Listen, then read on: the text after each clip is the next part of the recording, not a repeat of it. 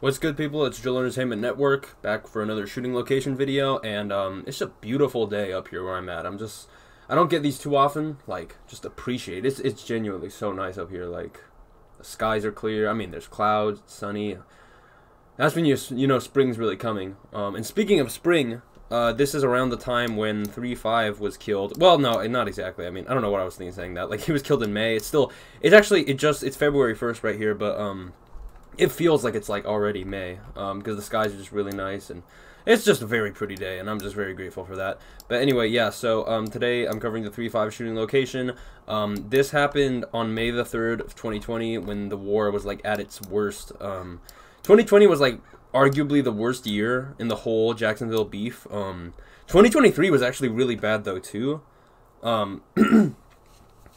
I'd say 2020 was overall worse because the whole year was just crazy shit. Like, you had, I think, like, the earliest death was, like, Swifty in March. And then you had, like, Jump Out Squeeze, Rod K, Spaz 2 times, 3-5, Lil 9, fucking, TK, Leaky, Busta, fucking, like, all these dudes dying and shit. And it went year long. Like, the first death, I think, was Swifty in March, and then the last death was Rod K, in November, I think. So it was just a year long, just fucking carnage. But anyway, yeah, so this shooting happened here, on really at the heart of AvB territory, right here on Brooklyn Road, at the intersection of, I believe that's Spelman Road and Brooklyn Road, and it happened right here, I believe, in front of this house here, I think it was. If it was this house, this actually, okay, I just dropped in here for the first time. This is jarring to me. This is literally jarring to me because I've like gone around AvB on Google Maps and it looks terrible. Like, look at this shit over here. Look at I think I was looking here. Like, I believe it was this one actually. Like, just one street over. One street over. Look at this shit. Like, it's horrible. Look at this shit. Like, look at the conditions of this shit. Like, God, it looks like a fucking, I mean, it is a ghetto, but it's like, damn, that shit looks horrible, and the skies are darker and shit, and look at the state of this church, too. Look at this shit. Like, that shit looks horrible. Like, that shit, like, no disrespect to Christians, but, like, I would be scared to go in there and shit. Like, I genuinely would be scared to go in there. That doesn't look like a church. That looks like some fucking serial killer's hideout or some shit. But anyway, yeah, it is kind of crazy, though, how nice this block is. Like, just popping in here for the first time, I'm surprised. This does not look like some, you know, gang stronghold. This looks like some nice-ass suburban block. This is actually crazy because this is just 2 years ago actually, so it's like not even that old. It's not like, oh, it got gentrified or some shit. I don't think AvB's been gentrified, and this shit looks really fucking nice. Like, even look at this shit. Like, the cars and shit are just in pristine condition. The trees are good. The grass is cut. They got a fence and everything. Like, I didn't know. I need to see if it was like this when 3-5 died. So this is like around the time 3-5 died. Like, there is no May 2020, but November 2019 is the closest you're gonna get. It's not even that like bad though. It's still just a really nice block. That's that really surprises me actually, how nice it is. Like, this is not the place I would expect a fucking, you know, drive-by shooting to take place. This looks really nice. I mean, whoever owns this house, they're taking really good care of their house. Like, I really definitely commend them on that. And overall, the block just looks really nice. I know I'm like gushing. I should just get to the shooting location.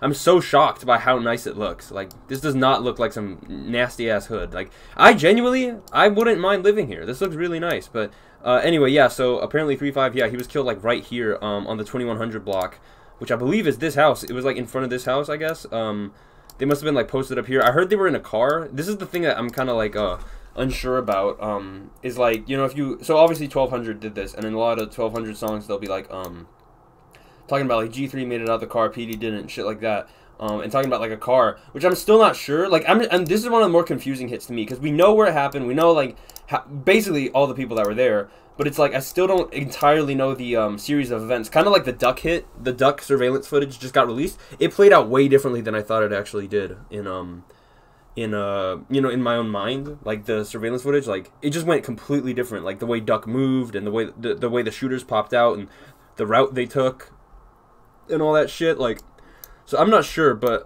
it seems like there's two theories, and one is that 3-5 was in a car and it started getting shot up, and then he ran and slipped and got shot in the head, or he was already out of the car. But I think what seems to happen, like, I still don't know, I think it was WAP who said this, or Spins, I don't know why he said G3 made it out of the car, PD didn't, because then, like, that's implying that PD got killed in the car, but then they're saying that, Oh, and by the way, if you don't know, 3-5's other name was Petey, so that's why I'm calling him that. Like, because some people call him 3-5, some people call him Petey, but it's the same person. But yeah, because some people say he like got hit in the car, and I'm like, I still don't know, but then like he'll say that the 1200, they'll say he like he didn't make it out of the car, but then on the other hand, then like 5 minutes later they'll say he like slipped in the grass and got stood over or some shit. Which, yeah, I still don't know really, but what happened, this hit was, like, chaotic as fuck, like, because there was, like, 5 shooters and shit. It was just a fucking, like, just carnage, because, apparently what happened was, like, they pulled up on Petey, fucking killed him, shot Kurt, shot J-Rock, shot all these other people. Apparently Jarvo and, like, G3 tried to run away, and they ended up, like, rolling on the ground and shit. Like, if you listen to some of the shit these guys say on Clubhouse, it's actually crazy how much they self-snitch about this shit. Because they'll literally, like, he literally, one of the guys who was on this hit literally gave out details about the shit. Like, he was like, man, I had you rolling on the ground doing the roly-poly with your fucking gun, and shit like that. And, I think G3, like, tried to run across the street or some shit, and he got run over. And that's why if you see the pictures, like, after this hit, like, them at 3-5's funeral, you can see G3's in crutches. Because I think they broke his legs or some shit. This hit was just really gnarly, and it's actually crazy how 3-5 was the only person who died, because yeah, like it was like really close range shit, and there was multiple people, so it's actually crazy that 3-5 was the only one who died. And apparently I think 3-5, like a lot of the 1200 people, they'll say 3-5 wasn't actually the target, but that it was like Kurt was the main target or G3 was the main target. And this is the shit that kind of makes me think about how the whole scenario with 1200 is actually like. What actually happened is that 1200 started, that the reason they were trying to kill G3 and Kurt is because they did something to them that they didn't like, which makes me think about Nate, because I'm thinking, like, why would 1200 just randomly start beefing with AvB? And I know I talked about this, I think I talked about this in my Mookie video, my last video, but, like, think about it, like, why would 1200, right? Like, think about this, if you're driving from 1200 to go do a drill, right? You're on the east side, you'll probably take, like, I don't know, like, this highway or some shit, and get off, like, here. I don't really know. But, like, you probably drive over or some shit, get over here, like, why would you go to AvB instead of just pulling up to 6 block? Like, if you're beefing with 6 block, why don't you just turn right on Moncrief, go down 45th, and spin 45th? Why would you go left instead to AvB? And I know some people said it was, like, because 3-5 was, like, he was on live and he was dissing them and shit, telling them to pull up. Because he actually died on live. People don't know that. 3-5 actually died on live. There's, apparently there's a video of 3-5... on live telling them to pull up and shit, and then you hear gunshots and he drops the phone and then everything goes black. So and I still don't know, like, I haven't found that video. I don't know if anyone has that video. The only guy I saw, he said it he saw it on live the day it happened, but I still haven't seen any, like, re-uploads of it or anything. I don't think anyone can find it, because I don't think anyone must have been screen recording when that shit happened. But yeah, anyway, like, I do feel like AvB probably got Nate, because I'm like, why would 1200 just start beefing with AvB out of nowhere, you know what I mean? Like, maybe I'm overthinking it, but it's just like, it doesn't make sense to me. Like, why wouldn't you just go to 6 block right here? Like, it's a big ass apartment complex. This is 6 block. This is their fucking headquarters. Why would you start beefing with AvB? Like, you know what I mean? Like, I don't know. It's just kind of weird. But anyway, yeah. So speaking of 1200. One of the guys on this hit has recently been acting kind of schizo. Like, he got on, he posted a story saying some shit about, like, how JSO keeps harassing him or some shit, or they're gonna have to give him life because he's not gonna break or some shit, or he's not gonna snitch. So it seems like he's a bit worried about the police investigating him, or some sort of Rico incoming. Which, I mean, if there is a Rico coming, I really can't say that I'm too surprised. I mean, I am surprised that it's taken this long, to be honest, because the shit 1200 has been doing is fucking insane. Like, if you actually pay attention to the social media of just a few of the 1200 guys from, like, 2020 to now, it's fucking insane, the shit that they do. Like, it's fucking insane. Like, you literally have J-Dot on Triller. His username on Triller is literally I buy hats. Like, are you fucking kidding me? Like, this shit is ridiculous. And you know what I mean? Like, imagine the FBI. Like, imagine this shit. Imagine the FBI looking through Triller and they see J-Dot's username is I buy hats. Like, what the fuck, man? And you see all this shit, like, all this dissing 3-5 and dissing Mookie and all this shit, and you know what I mean? All the songs, all the self-snitching. It's fucking insane.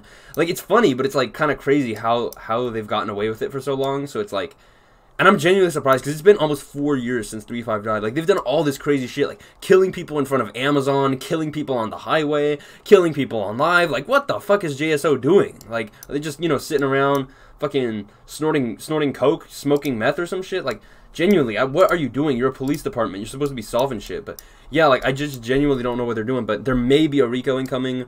I wouldn't be surprised, or like a Rico, or maybe just a local investigation or some shit. Because one of the shooters on this hit, the dude, it's fucking insane. It's so surreal. On one of his songs, he literally opens the song with an intro clip saying some shit about how he's a person of interest in a fucking homicide case. It's just fucking insane. It's surreal. It's like he almost knows it. This reminded me of the Duck hit, to be honest. Like when they knew shit was kind of coming, they just went crazy and self-snitched because they knew they were gonna get sent to prison anyway. But this kind of feels like that, to be honest. And I feel like the bigger thing, more than just a local investigation, is an actual FBI investigation. Because what you have here, right, is not just this. This is like 3.5, this is like 2020. What we're seeing, beginning in like 2022, is interstate solicitation of murder for hire. Like what you have going on is you'd have someone, I'm not going to say who, but someone in Atlanta allegedly, you know, paying for people to be murdered in Jacksonville.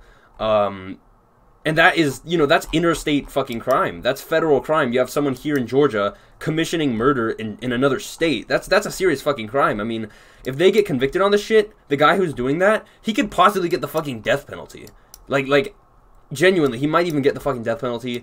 And he's just so fucking reckless too. Like I know all of them do this. I'm not gonna say, well, fucking hell. Like, one guy, he lives over here in Texas. He does shit like that, too. Another one of the Jacksonville guys, I think he lives, I don't know. I think he's actually staying in Jacksonville now because he's, like, he wants to die or some shit. I don't know. He's been, they've tried to kill him so many times, but he keeps doing this shit. Like, all of the big rappers, they do murder for hire shit, like, dropping bags on people. The thing is, this guy, up here in Atlanta, is so fucking blatant with that shit. Like, he literally admits it, basically. He admits the shit. He's very reckless. He's fucking stupid, kind of, to be honest. He's very, very fucking reckless.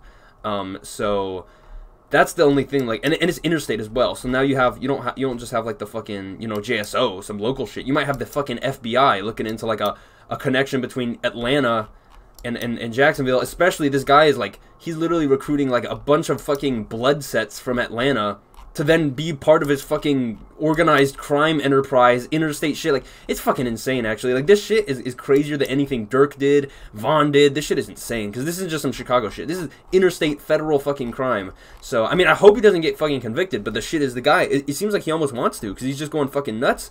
You know what I mean? Like, just self-snitching and shit. And the most recent one, he just admitted, like, I didn't even know this shit, but he just, yeah, he's like... He said, that fat bitch, I paid for him, got all hate for him, no love for him, or some shit like that. And you know what that's talking about. That's talking about Jake. That's talking about Jake. And originally, I thought the guy who got Jake was, or the guy who commissioned Jake to be killed was actually the guy over here in Texas. But apparently, it seems like it's the guy from Atlanta, because he just fucking admitted it. And he's not actually from Atlanta. I'm just calling him the Atlanta guy, because he lives there now, but he is from Jacksonville. But yeah, he moved to Atlanta, and now this is what he does. And, it's just fucking crazy, especially if you get this thing where it's possibly...